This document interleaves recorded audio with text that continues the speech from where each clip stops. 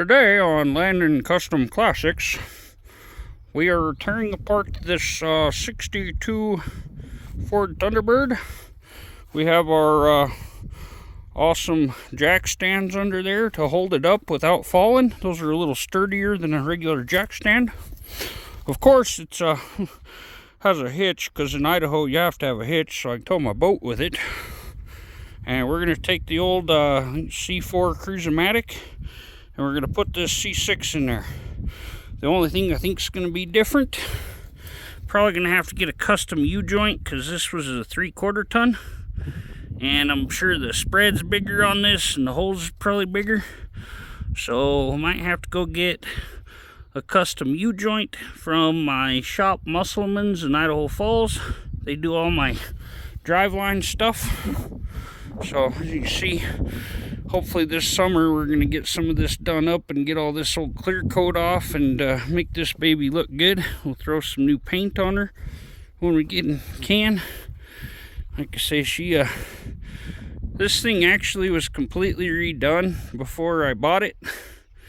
They just set it behind a Mexican restaurant for like 25 years. So they took it in, the guy painted it. He got this blue color here. This blue here, probably the original. But yeah, we'll try to get her all painted up. I'm really struggling. I did a video the other day. I gotta put the new timing chain on here. It's coming. And then we're gonna have to lift the engine up a little, drop the oil pan, put a new oil pan gasket on there, all that stuff after we get the timing chain cover put back on. So, but yeah, I really think I boosted my compression probably at least 100 psi, just because this chain has like 4 miles of extra room, and it was a tooth off. So if you haven't seen it, look for my video on that. I gotta get this Thunderbird for the other side, and this I was gonna try to fix, but there's a guy that sells them on a Facebook page. I'm gonna get a hold of him, see if he still got them. He was selling these fenders. He had a whole barn full of them. It'd be hard to get this rounded back in there.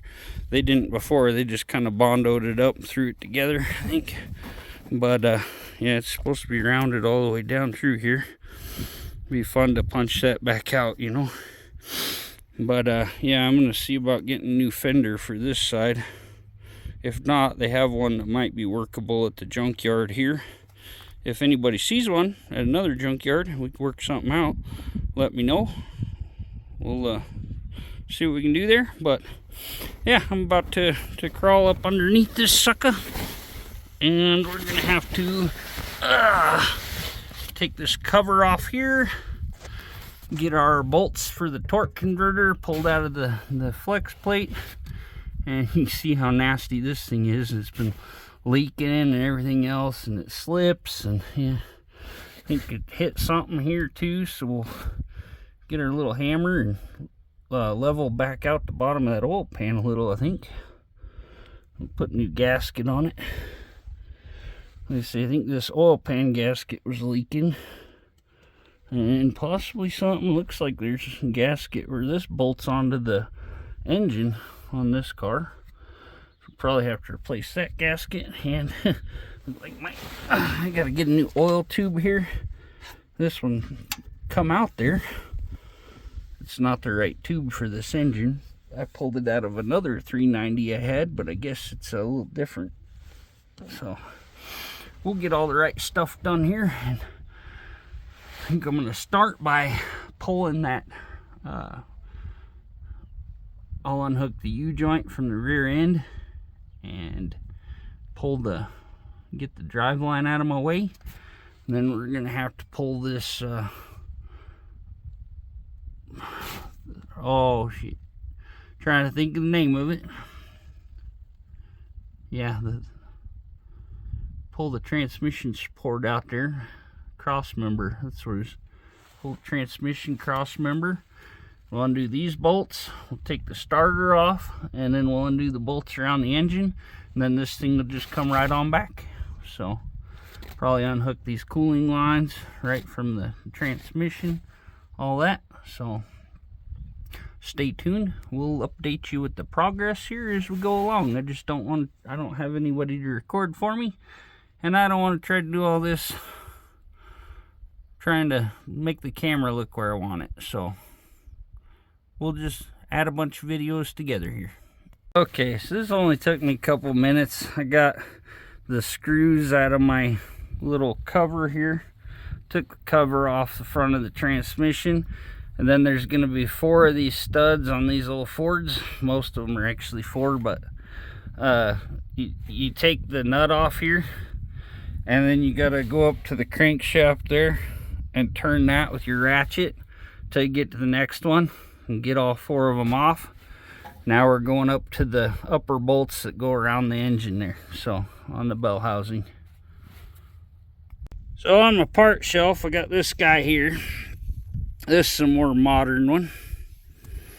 So what they did, I'm going to change the pressure, the flex plate and all that, so we got the right stuff anyway. But this one, all they did is this gear was set under and it pushes up.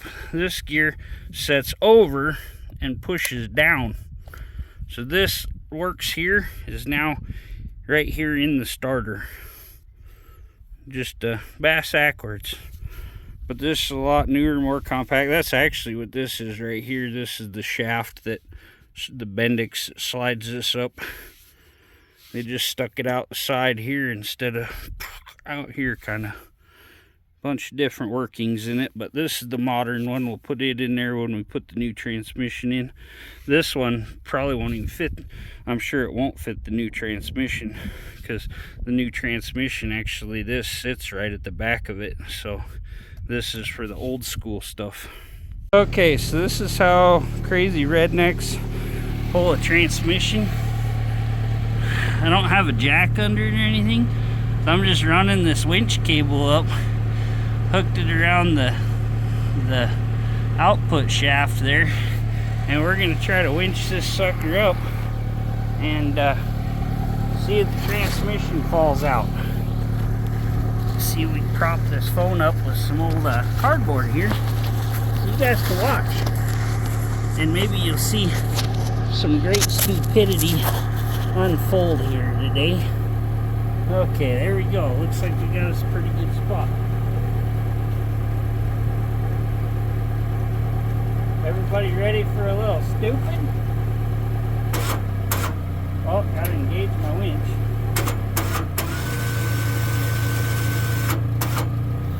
Gonna let the front down there a little.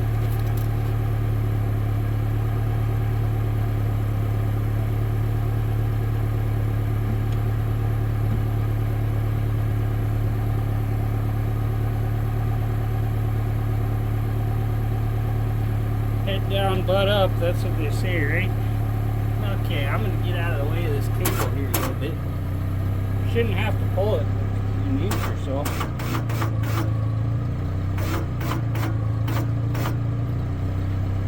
Ain't got much cable to get through.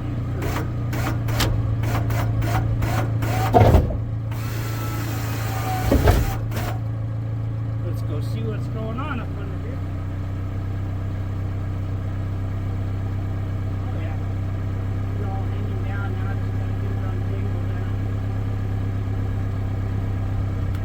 Yep, pulled it right off. Now I just got to get it untangled out of the exhaust. So let my pressure off here.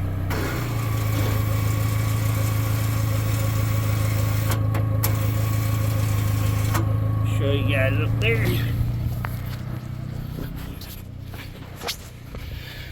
I'm gonna jack the front back up a little, and then we're just gonna gotta pull this forward to come out around my exhaust pipes. I think that's about all that's holding it up.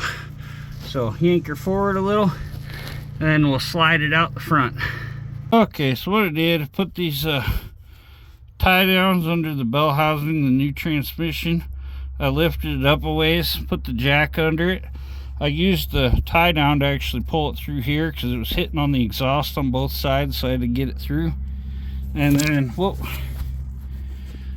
when I get in here, that's how far I'm off on my cross member. So I'm probably just gonna put a nice piece of metal over the top of this, maybe put 2 bolts in it, and then bolt this one up to it, pull it up. But yeah, that's as far as I am off on my cross member holes there. These have a longer pan on them. The one had a little square pan, and this one goes all back. But there we go. C6 transmission is in and bolted up. Just got to shove the drive line in the hole and hook it up, and then get the cross member done. Okay, so here's our moment of having to fabricate something in this job. This C6 had this little pin that went on the kick down. Oh, there it is. My kick down has a pin that goes through the linkage, and then you put a little E-clip on it. We're going to put this sucker in here. Put this old screwdriver on here, see if this works. We're going to try to pop that out. Oh yeah, it's popping out. Might have to grab my vice grips now. See if we can turn it the rest of the way out. Ugh. Hulk smash! Okay. Might have to grab something a little smaller. We'll see if we can do it with this. This sucker's going, but it's not quite. You have to have a little punch, get it all the way. Let's see. Vice grips work now. There we go, got her out. Okay, now to make this bigger so my thing can go through here, we're gonna have to drill this out. So we're gonna put it in the vise. I keep gonna get bolts and mount this to my workbench, and it never happens. So, oh well, I got it out here. Better light to show you guys what we're doing here. Okay, got my brand new M18. It's the hammer drill driver, brand new model. I ended up getting this for $20 from my friend Lori down at Mr. Ed's Pond because the brushes or the bearings were going out of it, and I took it into Home Depot and they traded it out for a new one.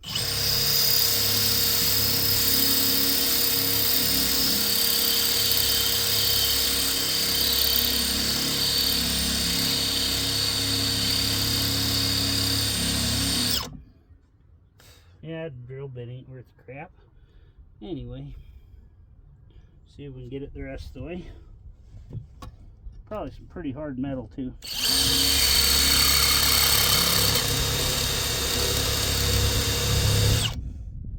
Jeez. Took the end of the drill bit right off, melted it in there. That's some hard stuff, I guess. I don't know. Yeah, I see I still got the step bit in there that I've got a little bit of life to it. That got red. I got an old step bit that ought to do it. I'd go grab it. Yeah, that was wild.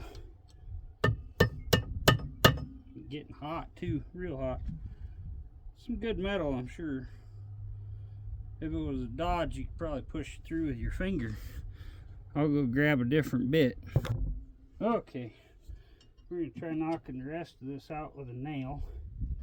Get a right angle on it.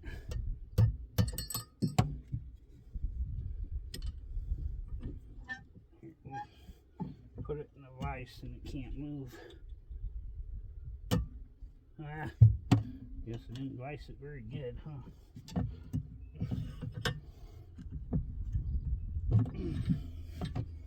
I need to get this put on my workbench. Make things a little easier. Pretty well about welded that damn thing in there. There it goes.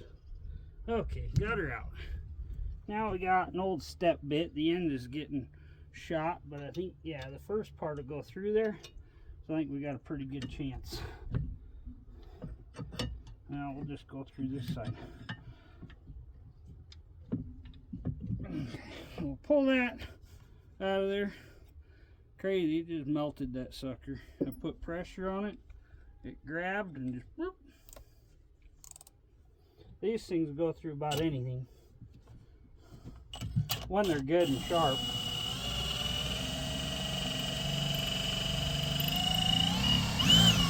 I need to buy my own good drill bit set.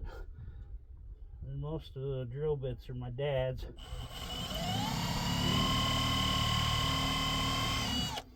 And he's a economy guy, so most of his bits are the plat or titanium coated, whatever you get for a couple bucks.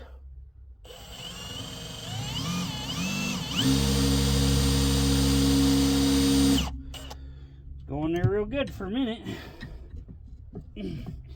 Got about halfway through. Then we'll flip it over and try the other side, I guess. It's the side welded last time.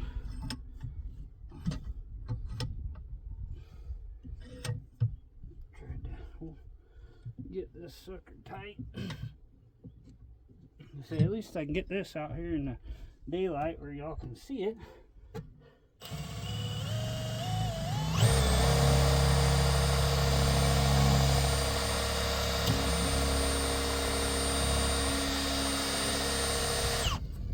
See if we get up, put more pressure on this one, and see what it does. Yeah, it's turning black.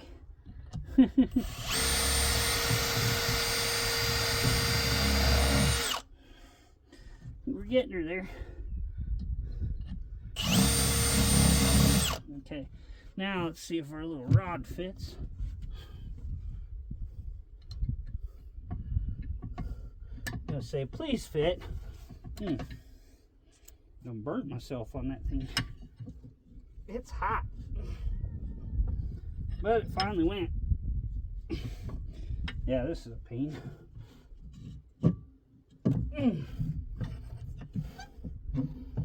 Okay, next project should be putting that sucker in the thing. I'm going to throw it in some oil, cool it off, and we'll get her installed.